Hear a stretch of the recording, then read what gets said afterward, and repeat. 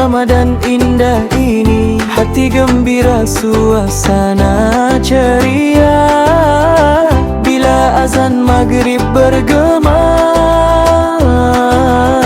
kita berbuka bersama-sama. Kurma manis, air di tangan, senyum tawa penuh kegembiraan.